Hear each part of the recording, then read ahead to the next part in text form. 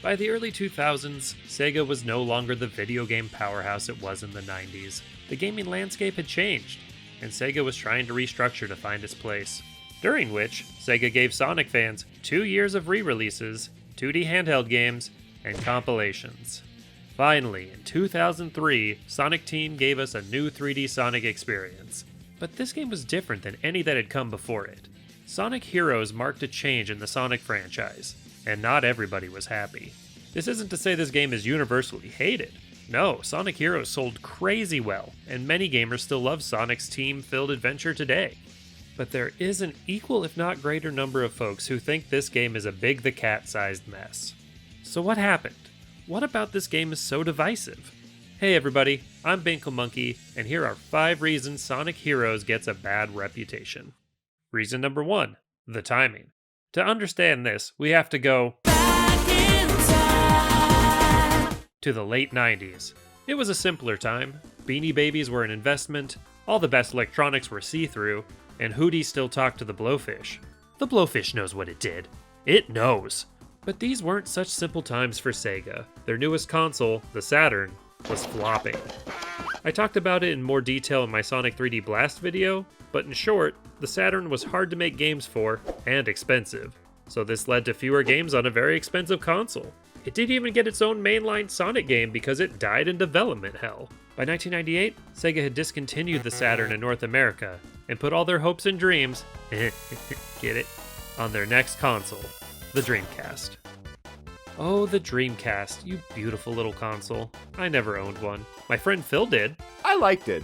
Thanks, Phil. But that seemed to be part of the Dreamcast's problem. Everyone wasn't buying the Dreamcast. Just our friend Phil was. Hey! The console was also sold for less than it cost to make, and the game sales weren't covering the losses, despite giving us Sonic Adventure 1, Sonic Adventure 2, Shenmue, Space Channel 5, Samba de Amigo, Skies of Arcadia, and other games that didn't start with the letter S. Add to that piracy issues, and the release of the behemoth that was the PlayStation 2, the Dreamcast was discontinued after only 2 years. And with it, Sega left the console business entirely, becoming a third-party developer. That was the beginning of 2001. We still got Sonic Adventure 2 on the Dreamcast later that year, as sort of a swan song to the little console that couldn't. But 6 months later, bam! It was ported to the Nintendo GameCube as Sonic Adventure 2 Battle. What a time to be alive. Middle schoolers fainting in the game section of Walmart because the unthinkable had happened. Sonic was on Nintendo. And if that wasn't shocking enough, they started making a whole new series of Sonic games for the Game Boy Advance that came out that same holiday season. The Sonic Advance games were an homage to classic Sonic's 2D roots, and sold really well. But then fans got nothing for a whole year, until the holiday season of 2002 when we got a second Sonic Advance game and the Sonic Mega Collection, a collection of Genesis Sonic games. And then, in June 2003, we finally got more 3D Sonic, in a remake of Sonic Adventure for the GameCube. Finally, 6 months later, Sonic Heroes releases and solidifies that 3D Sonic is not dead. But those 2 years of only remakes build up some extreme hype for Heroes to live up to. What would the first new Sonic game on a non-Sega home console be like? Reason number 2, 3 consoles, 1 game. Up until recently, Sonic Team was developing games for their own hardware. That's how we got lock-on technology for Sonic 3 and Knuckles, and how you could carry your Chow around with you from Sonic Adventure. But now with the Dreamcast fading into the rearview mirror, Yuji Naka and the gang had to play ball with their former competitors. The ever-ambitious Sonic Team was feeling ambitious as ever, though, and decided if they wanted to make the most cash money possible, Sonic Heroes was going to come out on all 3 of the major consoles. Now in 2022, this sounds like a duh statement. But for those of us who still live in the past, questioning all of our life choices in 2003, this was somewhat of a new concept, and what was most concerning was that Sonic Team had never made a multi-platform game before. Fortunately, knowing that they didn't know what they didn't know, Sonic Team partnered with Criterion Software to help them use their renderware game engine, which would make porting the game to the Xbox, GameCube, and PlayStation 2 easy peasy lemon squeezy. But things proved to be more difficult than they expected. First of all, there's the obvious difficulty of developing a game for 3 consoles being harder than for 1. Sonic Heroes development was a tight and grueling 20 months, compared to Sonic Adventure's 12 months and Adventure 2's 18 for a game on 1 console. Game director Takashi Iizuka, we're going to talk about this guy a lot today, recalls Sonic Heroes as the most stressful development cycle of his career, partially due to these deadlines. And adding to the tight deadlines was the fact that most of the textures and character models from the Sonic Adventure games couldn't be transferred to the new system, so most of the assets had to be made from scratch. This led to some extreme crunch. For example, Iizuka was one of 2 people working on level design for the whole game, and when the other designer got sick and couldn't come in, Iizuka stopped sleeping so that the game would meet deadline, losing over 20 pounds in the process. They also ran into some limitations with the PS2 version, where it had to run at 30 frames per second versus the GameCube and Xbox's 60, making the PS2 version the most inferior. It's almost like they were still mad about the PS2, killing the Dreamcast. But that's just a conspiracy theory. Reason number 3, the gameplay. So we've talked a lot about how the game came to be, but what about the game itself? Well, you might know Sonic Heroes best as the game with the weird Sonic teams in it, where Sonic Adventure 2 had you playing as Sonic, Tails, and Knuckles in their own levels. Now you're playing as Sonic, Tails, and Knuckles all at once. Each character represents a trait: speed, like Sonic, fly, like Tails, and power, like Knuckles. And you use their abilities to best enemies and traverse obstacles. When you see a bunch of ground enemies, for example, you know Knuckles wants to get in there and bop them out of existence. Or if there's a pit that looks too far to jump, time to fly over it with Tails. Line of rings, better use Sonic's Lightspeed Dash. You can find orbs that level up characters' abilities as well. Grabbing the flying orbs make you fly longer, power orbs add effects to their attacks, and speed makes you go faster. Which isn't always a good thing.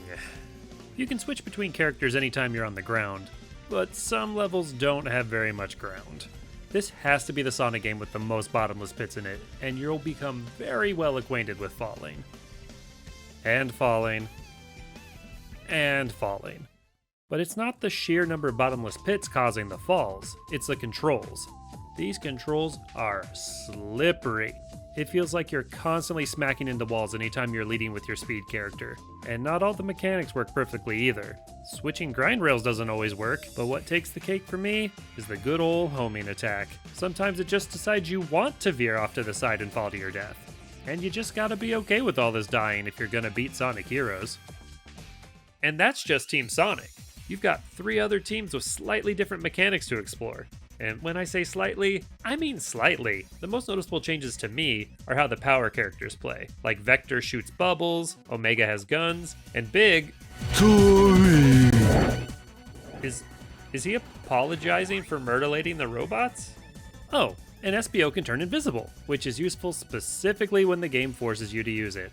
Takashi Iizuka called this a return to classic Sonic gameplay, but I personally struggle to see how this is very much like Sonic 2. It's very much its own thing, and depending on what tickles your fancy, this game may or may not scratch that Sonic gameplay itch. Sure, you get to go fast in places, but you're also going to stop and fight robots for a long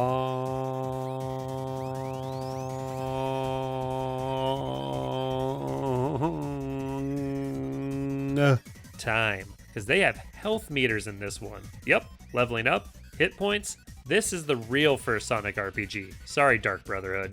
So why are all these characters fighting robots, grinding rails, and gambling their life savings away anyway? Good question? Lackluster answer. Reason 4, the plot.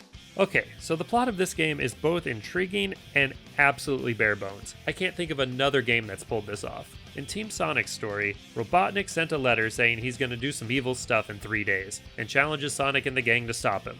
So they dash off to do that. Did Tails full-on crash his plane right there? Like, they just ditched it. Team Rose's story starts with a newspaper article saying Sonic kidnapped Froggy and Chocola the Chow, thus making Big and Cream, a newcomer to home consoles from Sonic Advance 2, really sad. Amy also wants to find Sonic for Amy Rose reasons, so they chase after him. But their story could have ended after stage 4 when they find Sonic and the gang and decide to fight them instead of ask if he has Froggy and Chocola. Bold move, gang. Team Chaotix heralds the return of some, not all, of the characters from Knuckles Chaotix, a 32X game that exists. But since Vector, Espio, and Charmy didn't get anything resembling a personality from that game, Sonic Team got to create their personalities for this one. They're detectives, and a band.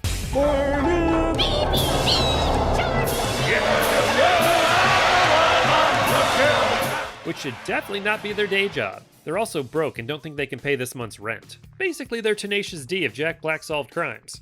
Anyway, a mysterious client sends a walkie-talkie and asks them to rescue him. That's it, but I kinda love it. Last, and juiciest, is Team Dark. Rouge the Bat is hunting for Eggman's secret treasure, but what she finds is Shadow the Hedgehog. You know, Shadow, who died at the end of the last game. She releases him, and Omega, a Gamma-esque robot, wakes up and is pissed that Eggman stuck him on guard duty?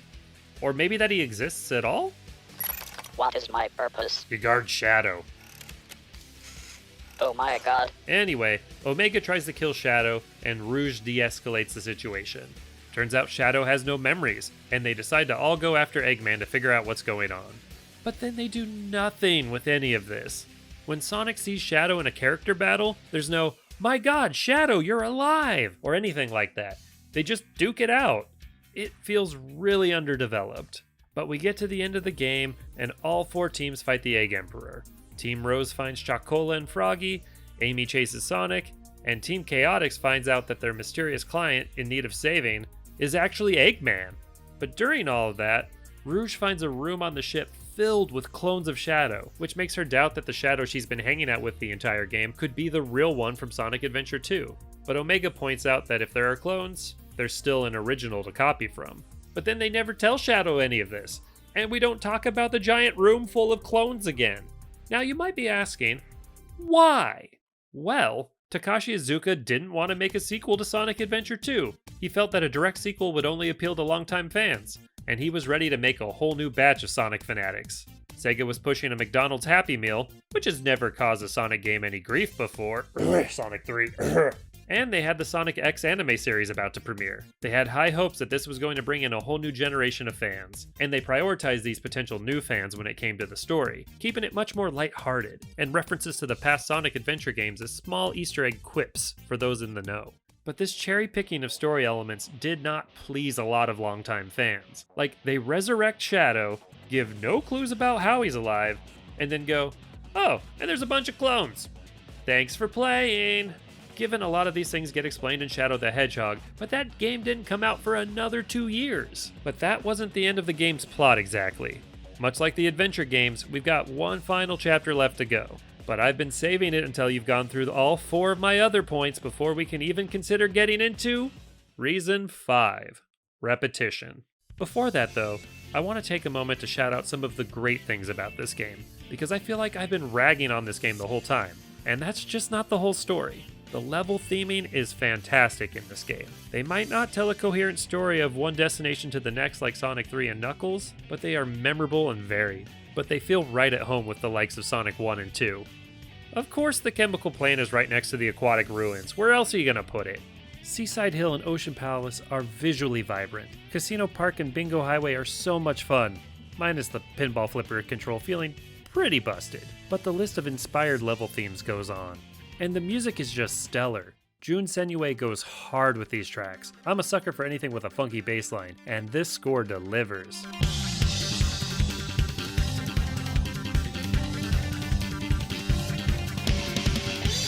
And Rail Canyon and Final Fortress bring some overdriving rock that can't help but get your heart pumping.